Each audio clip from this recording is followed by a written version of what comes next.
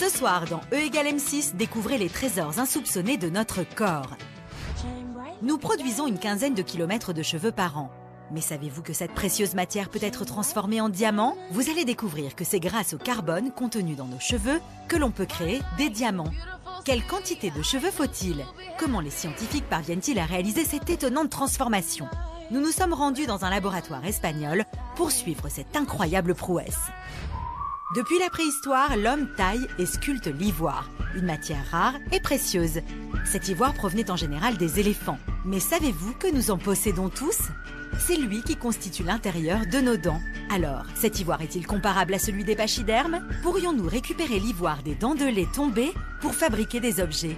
Et comment notre corps peut-il fabriquer une matière aussi dure? Vous saurez tout. Et si votre corps était plus précieux que vous ne l'imaginez?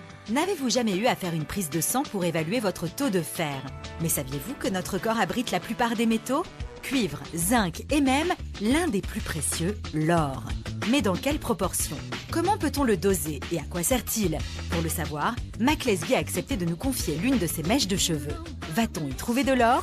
Avec juste cette petite quantité de cheveux, vous pouvez savoir si j'ai de l'or à l'intérieur. Tout à fait.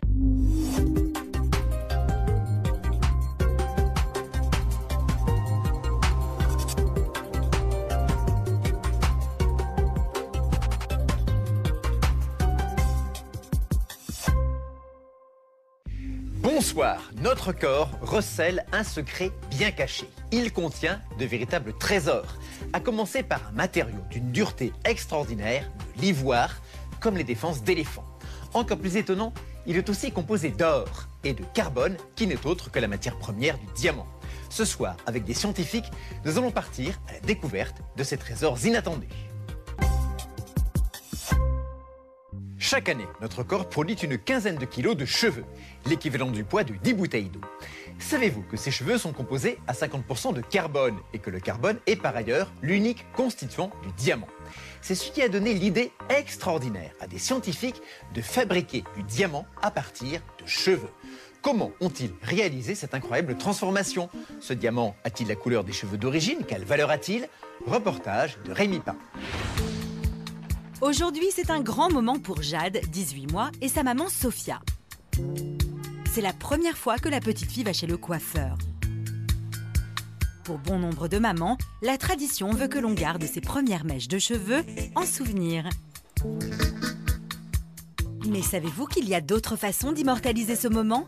Car nos cheveux représentent une véritable mine de diamants.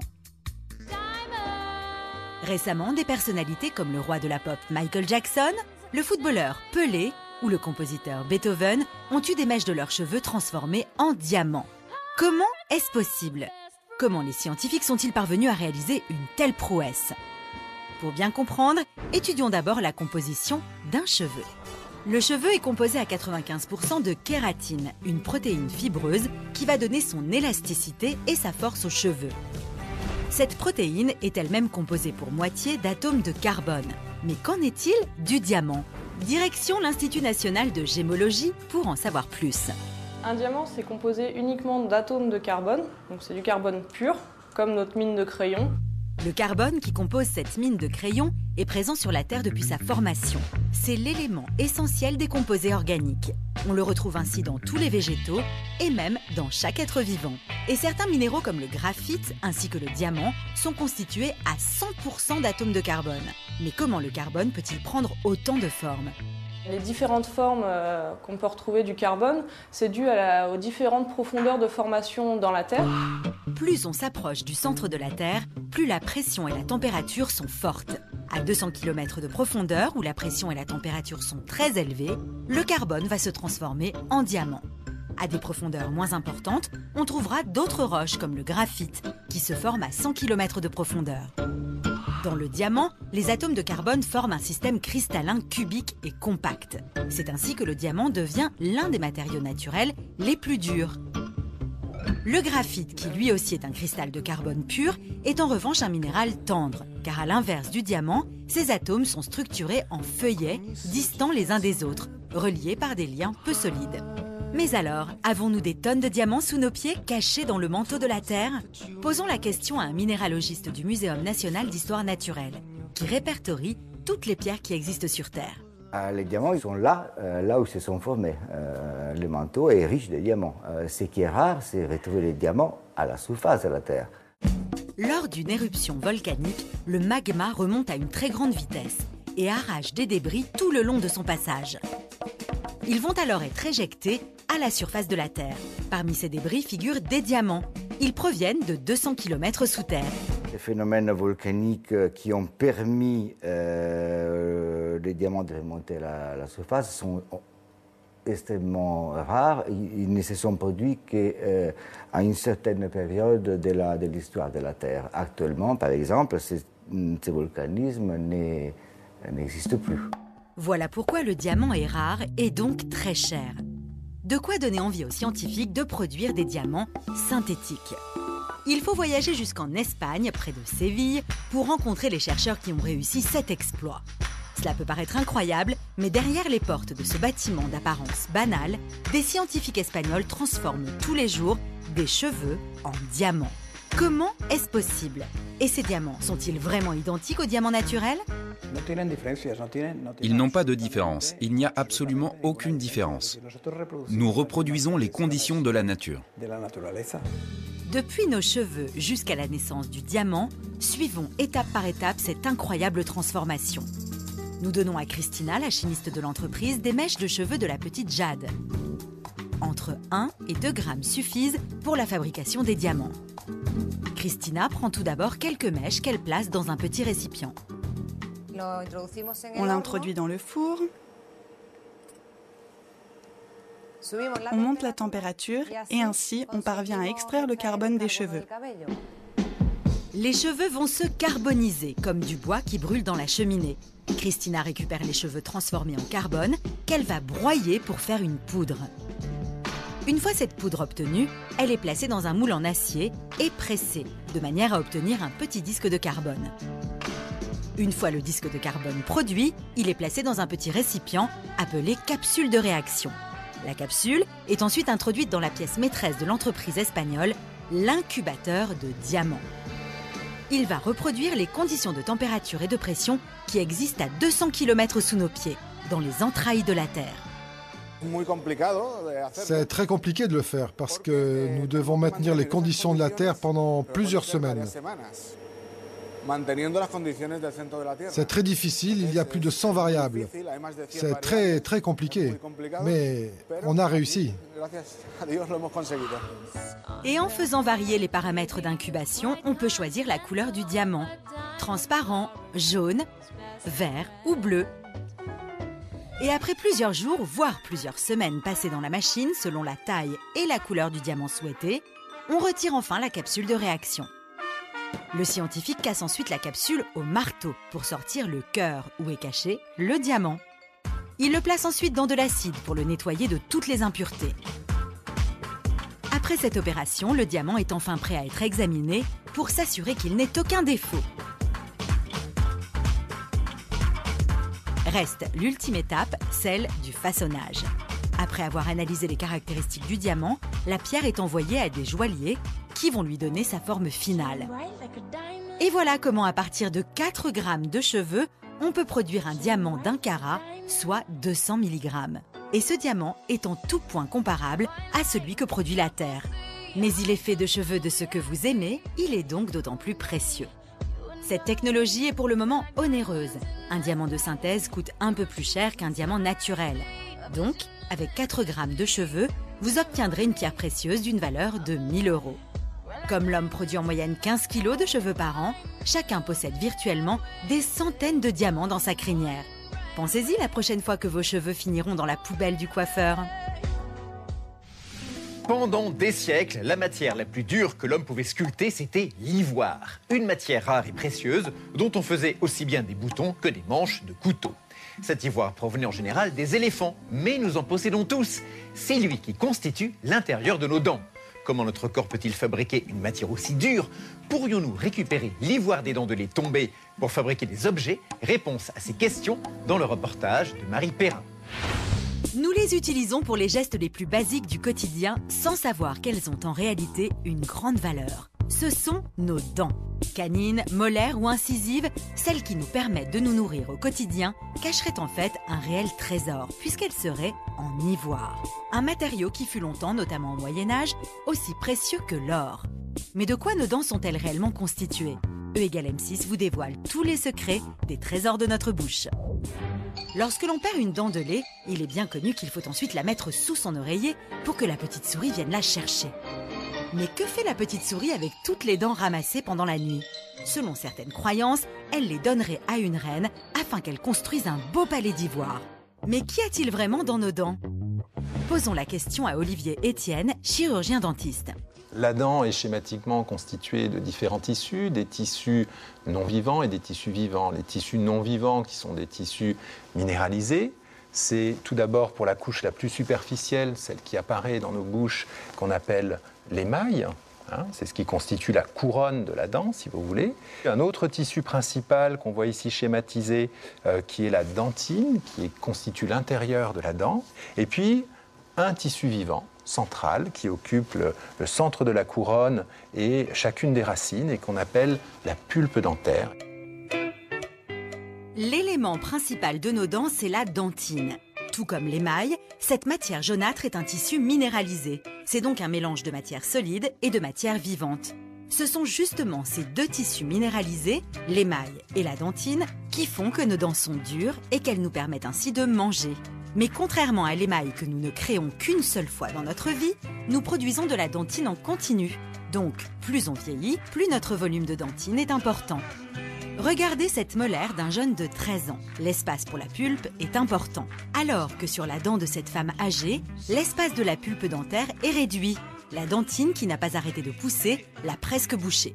La dentine, c'est un tissu qui continue d'évoluer pendant toute notre vie, et heureusement pour nous. C'est un tissu qui va, à la demande à la fois du vieillissement de l'être humain, mais aussi face à l'agression. On pense à l'agression de la carie, par exemple. C'est un tissu qui va se défendre et qui va continuer à se minéraliser. On va avoir une accumulation de couches à l'intérieur qui vont épaissir tout doucement la dentine dans son ensemble. Mais la dentine a également d'autres caractéristiques. Regardons-la de plus près sur cette coupe de dents. Comme on le voit bien sur l'image ici, eh bien, la caractéristique principale de l'émail, outre sa dureté, c'est d'être translucide et de laisser passer la lumière. Et finalement, la couleur de nos dents est beaucoup plus influencée et donnée par la couche profonde qu'est la dentine que par la couche superficielle qu'est l'émail. Si cette couche d'émail a tendance à disparaître avec le temps, eh bien, la couleur des dents jaunit en quelque sorte, mais du fait d'une épaisseur d'émail moindre. C'est donc bien la dentine qui détermine la couleur de nos dents. C'est aussi pour cela qu'on appelle la dentine l'ivoire des dents. Les défenses d'éléphant, les dents du morse, sont constituées d'ivoire. Mais cet ivoire est-il le même que l'ivoire ou, si vous préférez, la dentine de nos dents? Réponse avec Céline Paris, physico-chimiste. La dentine et l'ivoire sont tout à fait comparables. En fait, il s'agit de deux noms pour la même chose. Ça dépend de qui ou de quoi on parle, en fait. L'ivoire des défenses d'éléphant, des dents de morse ou de nos dents, c'est donc la même chose. Mais de quoi exactement est composée cette matière? L'ivoire est constitué en fait de deux éléments, donc une partie organique et une partie minérale. La partie organique de l'ivoire, c'est une molécule que les femmes connaissent bien, une protéine de la peau, le collagène. Pour la partie organique, on parlera principalement du collagène qui donne finalement son élasticité à ce matériau ivoire. Et pour la partie minérale, on parlera de l'hydroxyapatite qui est là sous forme de cristaux et qui va donner, la dureté au matériau. L'ivoire est donc un mélange de matières minérales, les cristaux d'apatite, et de matières organiques, composées essentiellement de collagène. Les cristaux vont s'insérer sur les fibres de collagène, et c'est ainsi que l'on obtient de l'ivoire. C'est ce mélange de fibres et de cristaux qui donne ce matériau aux propriétés uniques. L'ivoire est effectivement à la fois dur et indéformable. C'est justement lié à cet assemblage de matières inorganiques et organiques. Incroyable! Nous possédons donc vraiment de l'ivoire dans nos dents, mais nous l'appelons simplement différemment. Essayons maintenant de comprendre pourquoi l'ivoire fascine les hommes depuis très longtemps. Direction le musée d'archéologie nationale à Saint-Germain-en-Laye. Tout comme l'os, on commence à utiliser l'ivoire en Europe pendant la préhistoire, c'est-à-dire il y a plus de 35 000 ans. L'ivoire peut être utilisé pour fabriquer des outils ou des armes, mais c'est plutôt rare. Les hommes préhistoriques ont plutôt réservé l'ivoire à la sculpture ou à la gravure. C'est une matière qui est belle, qui est claire, qui est moelleuse, un peu brillante. Et on pense qu'ils ont vu dans cette matière sa beauté très vite, très tôt, et que c'est pour cette raison qu'ils l'ont utilisée dans l'art. L'ivoire est donc un matériau précieux que l'on taille depuis la préhistoire. C'est même sur de l'ivoire que l'on a retrouvé le plus vieux visage de femme jamais taillé, la fameuse dame à la capuche, découverte au XIXe siècle. Mais ce qui fait le succès de l'ivoire, c'est que contrairement à l'os, il est difficile à trouver. C'est une matière quand même un peu rare, parce que pour avoir de l'ivoire, il fallait ou trouver des mammouths morts, ou chasser des mammouths, ce qui était quand même passablement compliqué. Et donc on n'avait pas du mammouth tous les jours, et on n'avait donc pas de l'ivoire de mammouth à portée de main si facilement. Après la disparition des mammouths, on sculpte surtout l'ivoire des défenses d'éléphants. Mais en 1989, certaines races sont menacées d'extinction et le commerce de l'ivoire provenant des défenses d'éléphants est alors interdit. Mais puisque nous possédons de l'ivoire dans nos quenottes, pourquoi ne les taillons-nous pas? Nous avons posé la question à Thibaut Meyer, chirurgien dentiste. On peut imaginer sculpter nos dents à partir du moment où c'est exactement la même dentine qu'on trouve chez les mammifères marins par exemple et chez l'homme. Prenons par exemple une dent de cachalot. On comprend aisément qu'elle a un grand volume, d'accord, et qu'on peut sculpter dedans.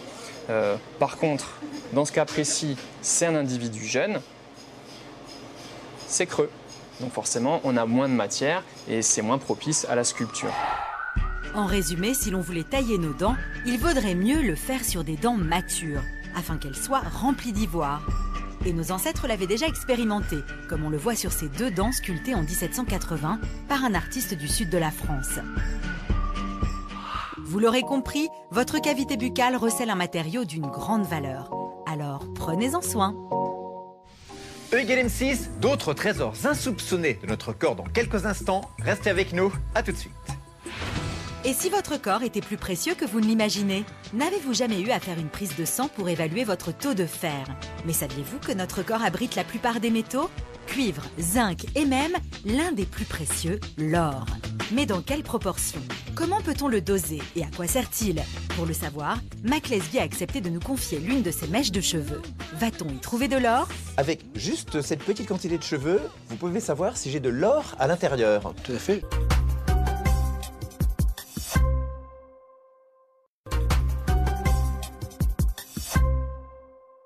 E = M6, les trésors inattendus de notre corps, deuxième partie. Et oui, notre corps contient de l'or, et même si vous n'avez pas de dons en or. D'où provient cet or? Où se situe-t-il dans notre corps? Est-ce le même que l'or des bijoux? À quoi sert-il? Quelle quantité notre organisme en possède-t-il? Reportage de Belinda Gervasoni. Nous le savons tous, notre corps est précieux. Et s'il l'était plus que nous le pensons? Le corps humain est fait d'éléments très différents comme le fer, le zinc, le cuivre, mais plus incroyable encore, il contiendrait de l'or. À quoi ces matériaux peuvent-ils bien nous servir?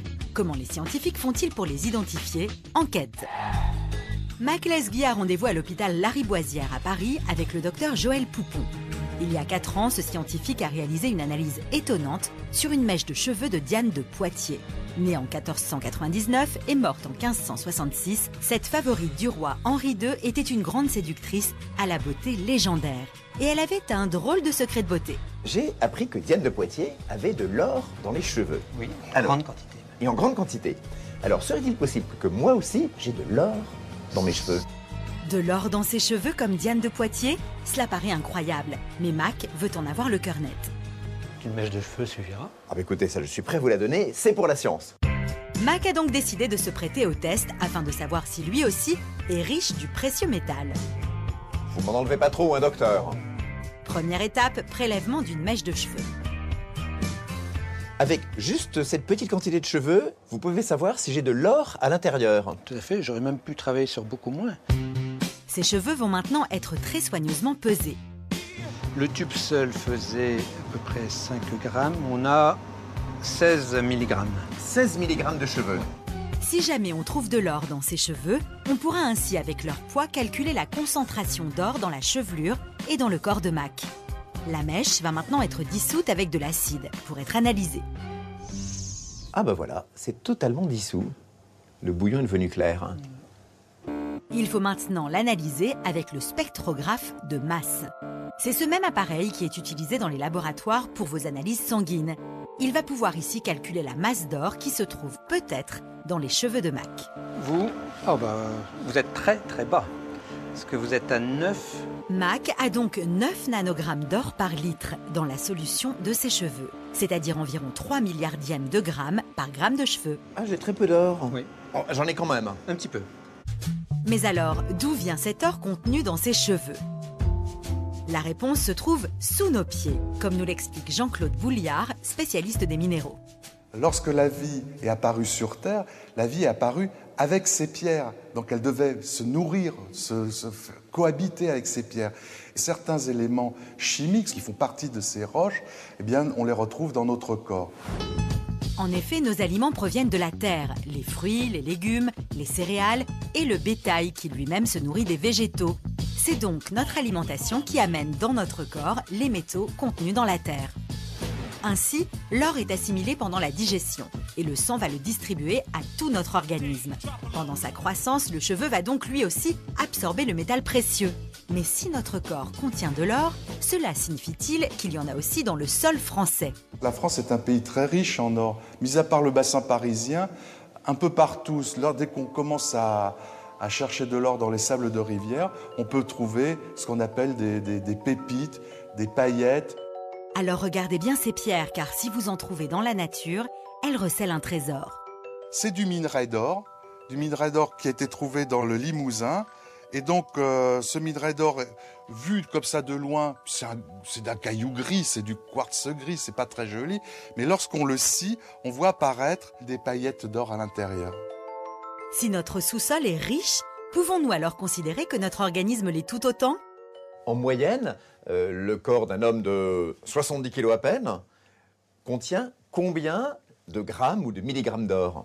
Alors c'est plutôt des milligrammes. C'est pas bien connu, mais ça tourne aux alentours de 0,2 mg d'or. On a tous à peu près 0,2 mg d'or dans le corps. 0,2 mg, c'est environ 1000 fois moins lourd qu'une goutte d'eau. Mais aujourd'hui, les prix de l'or atteignent des sommets, avec plus de 43 000 € le kilo. Pour évaluer la valeur monétaire de 0,2 mg d'or, allons voir une spécialiste du commerce de ce métal précieux. Si on a 0,2 mg d'or fin dans le corps, ça correspond à moins d'1 centime d'euro, exactement 0,87 centimes d'euro au cours d'aujourd'hui. Pas de quoi faire fortune donc, mais sachez tout de même que certains métaux sont nécessaires à notre bonne santé, comme le fer par exemple. C'est lui qui est au cœur de l'hémoglobine. Dans le sang, elle transporte l'oxygène vers nos organes et nos muscles. Mais ça n'est pas tout. Le zinc, par exemple, est un des... Le zinc, on a besoin de zinc dans le corps. Il y a plus de 200 enzymes qui fonctionnent avec du zinc dans le corps. Donc ça touche tous les métabolismes. Si notre organisme ingère tous les métaux contenus dans l'environnement, certains ne sont-ils pas dangereux? On dit souvent que les métaux, dits métaux lourds, comme le plomb, le mercure, qui sont des métaux extrêmement denses, sont dangereux pour l'organisme. Est-ce qu'on en a? Oui, c'est à juste titre qu'on dit qu'ils sont dangereux, et on en a tous, bien entendu. Un bon exemple, c'est le plomb, dont les concentrations chez vous, chez moi, ont considérablement diminué. Vous savez pourquoi? Depuis quelques années, depuis 2000 environ. À cause de la fin des tuyaux en plomb dans les maisons. Non, l'essence au plomb. Eh oui, le plomb ajouté à l'essence pour améliorer le fonctionnement des moteurs était jusqu'en 2000 rejeté dans les gaz d'échappement, donc absorbé par nos poumons. Et vous avez vu que depuis qu'on a interdit l'essence au plomb, les concentrations de nos corps baissaient. Elles ont chuté dramatiquement, oui. Ah, donc ça montre bien que ça a eu un vrai effet de santé publique d'interdire l'essence au plomb. Complètement. Mais revenons à Diane de Poitiers. Rappelez-vous, le docteur Poupon a trouvé de l'or dans ses cheveux. Or, l'or, lui, ne serait pas toxique. Ce n'est donc pas l'or qui aurait tué Diane de Poitiers, malgré les concentrations incroyables retrouvées dans son corps. Est-ce que sa concentration était beaucoup plus élevée que la concentration d'une personne moyenne en or? Elle était beaucoup plus élevée, elle était de près de 500 fois la valeur normale. On prétend qu'elle prend tous les jours une solution d'or potable. Donc, ce qui expliquerait en effet pourquoi elle avait de l'or dans l'organisme et notamment au niveau de ses cheveux. En effet, au XVIe siècle, la légende disait qu'en buvant quotidiennement une solution d'or potable, les femmes garderaient leur éternelle jeunesse. D'ailleurs, aujourd'hui, certains pâtissiers utilisent toujours des feuilles d'or pour décorer leur chocolat, car l'or est bien comestible. Mais cette favorite du roi de France a dû avaler bien plus que quelques milligrammes d'or. Là, je suis à 9 nanogrammes par litre. Diane de Poitiers, à plusieurs milliers. Plusieurs milliers de nanogrammes. Ah oui, donc c'est vraiment la preuve définitive qu'elle a fait une vraie action, qu'elle a vraiment bu cet or potable. Tout à fait. Il n'y a pas d'autre explication. Non, il n'y a pas d'autre explication. Aucune chance que nous ayons autant d'or dans le corps que Diane de Poitiers. Mais n'oublions pas que notre vraie fortune, c'est notre santé. Eugène M6, c'est terminé. On se retrouve dimanche prochain. D'ici là, pour commencer, je vous souhaite une excellente soirée sur M6, bien sûr. Au revoir.